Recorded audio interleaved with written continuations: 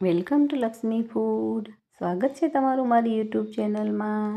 તો ચાલો, વ્રત કે ઉપવાસમાં ખાઈ શકાય, પચવામાં એકદમ હળવી અને બધાની ફેવરેટ એવી સાબુદાણાની ખીર આપણે બનાવવાના છીએ. એ એકદમ સરસ મજાની ખીર આપણી બનીને તૈયાર થાય છે. તો ચલો, એ બનાવવા માટે આપણે શું કરવાનું છે હું તમને બતાવી દઉં છું. એકદમ નાની સાઈઝની વાટકી એટલે કે 2 થી 3 ચમચી જેવા સાબુદાણા આપણે એક બાઉલમાં લઈ લેવાના છે. એને 2 થી 3 વખત પાણીમાં ધોઈ નાખવાના છે. એને બધો સ્ટાર્ચ નીકળી જાય ત્યાં સુધી એને ધોવાના છે.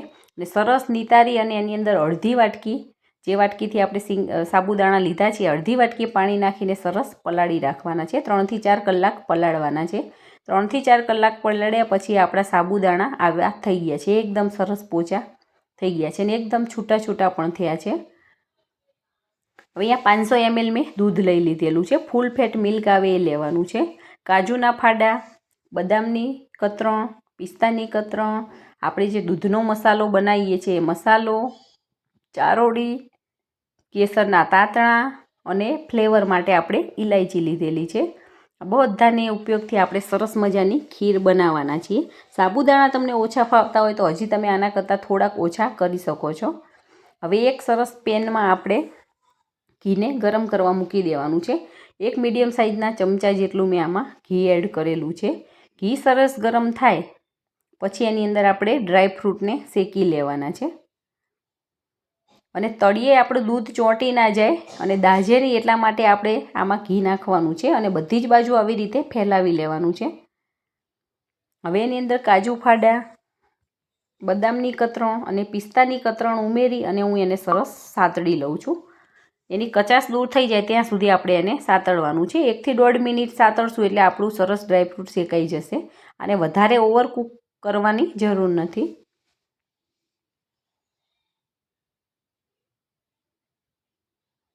અને આમાં દૂધનો મસાલો આપણે જે એડ કરીએ છીએ એ મેં મૂકેલી છે આપણી રેસીપીમાં, તમે એમાં જઈને જોઈ લેજો. સરસ આપણા ડ્રાયફ્રૂટ સતરાઈ ગયા છે. આને તમારે ડ્રાયફ્રૂટ શેકીને બહાર કાઢી લેવા હોય અલગ વાસણમાં તો પણ ચાલે, અને જો ના કાઢવા હોય તો આની અંદર ડાયરેક્ટ દૂધ ઉમેરી દેશો તો પણ ચાલશે. અને તમને એવું લાગે કે પાછળથી એડ કરવા છે તો તમે આમાંથી બહાર કાઢી શકો છો શેક્યા પછી. હું ડાયરેક્ટ આમાં દૂધ જ એડ કરી દઉં છું, કેમ કે દૂધ નાખ્યા પછી આ કંઈ દાજી નથી જતા, પણ અસલ કૂક થઈ અને સરસ પોચા પણ થઈ જશે. એટલે હું આમાં જ ડાયરેક્ટ દૂધ એડ કરી દઉં છું. હવે આપણે જે 500 ml દૂધ લીધું હતું એ આની અંદર એડ કરી લેવાનું છે. ફૂલ ફેટ મિલ્ક લેવાનું છે જેથી કરીને એની થિકનેસ પણ સારી આવશે અને ટેસ્ટમાં પણ સારું લાગશે. હવે આને આવી રીતે સતત ચલાવ્યા કરવાનું છે. 3 થી 4 ઉભરા આવે ત્યાં સુધી આપણે આને આવી રીતે ચલાવવાનું છે. મીડિયમ ગેસની ફ્લેમ ઉપર આપણે ખીરને બનાવી લેવાની છે. તમે જોઈ શકો છો એકદમ સરસ લુકઆઉટ લાગી રહેલો છે. અને જો તમે હજી સુધી મારી ચેનલને સબસ્ક્રાઈબ નથી કરી તો ફટાફટ સબસ્ક્રાઈબ કરી દેજો અને બેલ આઇકોન દબાવવાનું ના ભૂલતા, જેથી કરીને આવનાર તમામ નવી રેસીપીના વિડીયો ફટાફટ તમારી સુધી પહોંચી જાય. અને જો તમને મારો આ વિડીયો પસંદ આવે તો વિડીયોને લાઈક કરજો અને તમારા ગ્રુપમાં ચોક્કસથી શેર કરજો. હવે દૂધના આવા સરસ ઉભરા આવી રહેલા છે અને ઉપરથી તોર પણ જામતી જાય છે.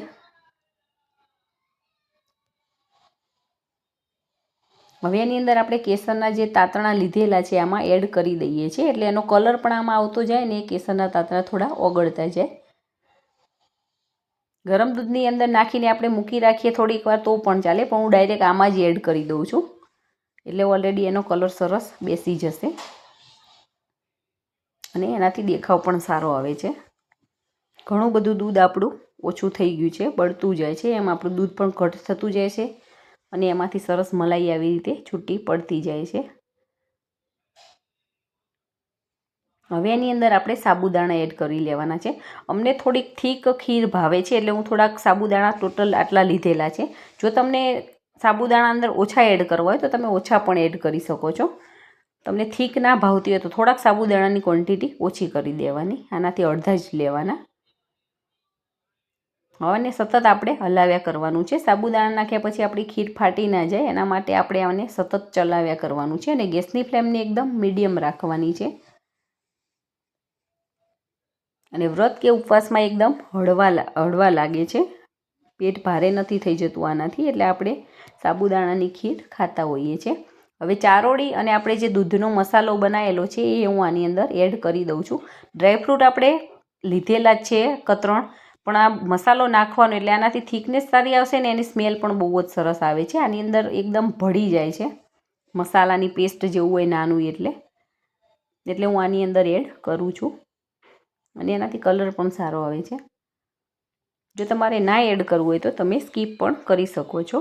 સરસ આપણી ખીર પાકી જાય 90%, પછી આપણે એની અંદર ખાંડ ઉમેરવાની છે. ખાંડ પણ તમે કેવું મીઠું ખાવું છો એ પ્રમાણે લેવાની છે. અહીંયા મેં 70 થી 80 ગ્રામ જેવી જ ખાંડનો ઉપયોગ કરેલો છે. હવે ખાંડ ઓગળે એનું પાણી બળી જાય ત્યાં સુધી પાછું આપણે આને ઉકાળવાનું છે. તો ખીરને બનતા એટલી બધી વાર નથી લાગતી. તમે દરેક આ ટ્રીકને ફોલો કરજો, તમારી ખીર બહુ જ સરસ બનશે. જો તમે પહેલી વખત બનાવતા હશો તો પણ તમારી ખીર સરસ બનીને તૈયાર થશે. અને આ શિવરાત્રિમાં તમે ચોક્કસથી બનાવજો અને કમેન્ટમાં મને કહેજો કે તમારી ખીર કેવી બને છે. હવે લાસ્ટમાં આપણે ઇલાયચીનો પાવડર નાખી દઈએ છીએ. ઇલાયચીને હું દળીને તૈયાર જ રાખું છું. એની ફ્લેવર માટે અને એની સરસ સુગંધ આવે અને ટેસ્ટ સારો આવે એના માટે આપણે ઇલાયચીનો પાવડર નાખીએ છીએ. જો તમને જાયફળ ફાવતું હોય તો તમે આમાં એડ કરી શકો છો ખમણીને, પણ હું આની અંદર જાયફળ નથી એડ કરી રહેલી. સરસ મજાની આપણી ખીર બનીને તૈયાર થઈ ગઈ છે. ઓલમોસ્ટ આપણી ખીર તૈયાર જ છે. તો તમે જોઈ શકો છો એકદમ સરસ થીક પણ થઈ ગઈ, એની ક્વોન્ટિટી પણ દૂધની ઓછી થઈ ગઈ અને એનો કલર પણ ચેન્જ થઈ ગયો, થોડોક બ્રાઉન કલર જેવો આવ્યો, કેમ કે ડ્રાયફ્રૂટને આપણે મસાલા બધા નાખ્યા છે અને એમાં કેસર નાખ્યું છે, એટલે એનો કલર થોડોક ચેન્જ થઈ ગયેલો છે. તમે જોઈ શકો છો, જોતાં જ ખાવાનું મન થઈ જાય એવી આપણી ખીર સરસ બનીને તૈયાર થઈ ગઈ છે. હવે એક સર્વિંગ બાઉલની અંદર લઈને આપણે સર્વ કરી લેવાનું છે ને એકદમ સરસ, એની સુગંધ પણ બહુ જ મસ્ત આવી રહેલી છે અને ટેસ્ટમાં તો બેસ્ટ બનેલી છે. તમે ચોક્કસથી બનાવજો.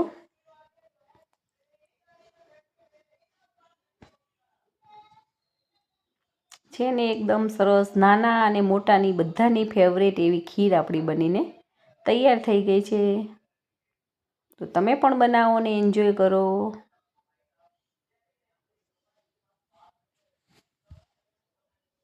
Thank you.